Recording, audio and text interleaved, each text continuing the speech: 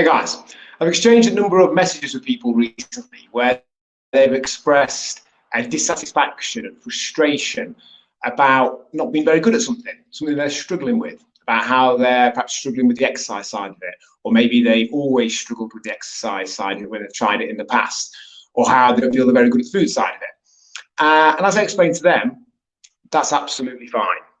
A willingness to not be very good at something is kind of the only way we ever get better at it.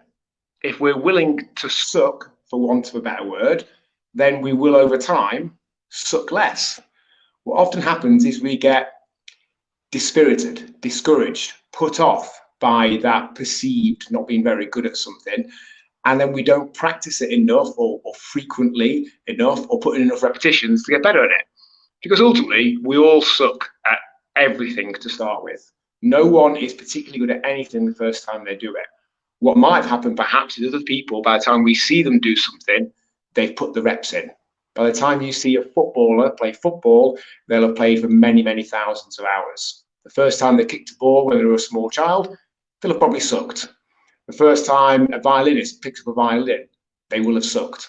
The first time you did any individual part of your job, not necessarily in the job you're in now, but any individual part of what you're really good at doing now, you'll have sucked.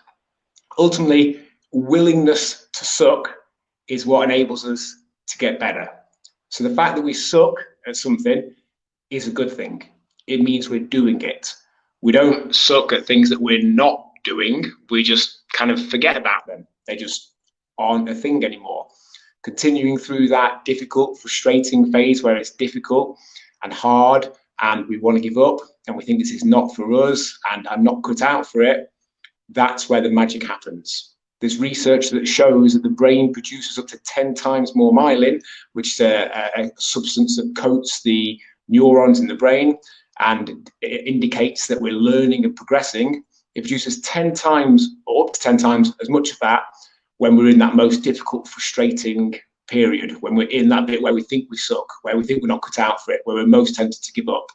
So when we're most tempted to give up is when the most magic is happening. That's when we're making the most progress.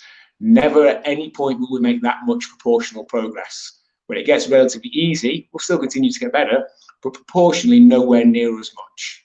So guys, anytime you're thinking that you suck, that it's frustrating, that it's difficult, that you want to give up, that is the most important time to keep on going. If you currently haven't even got to that point, or a friend, and you want to start making progress, you want to start on doing that lockdown body, you want to make sure that by this summer you've made some significant forward progress, then hit me up or tag a friend or let them know. Don't leave it till April the 12th because I absolutely guarantee it'll be too late by then. Whilst most of the fitness industry will be desperate essentially for business, it's worth thinking about why that is the case. We'll have sold out and be back to capacity before then. So if you're willing to suck because you know you'll get better and you haven't already started, hit me up ASAP.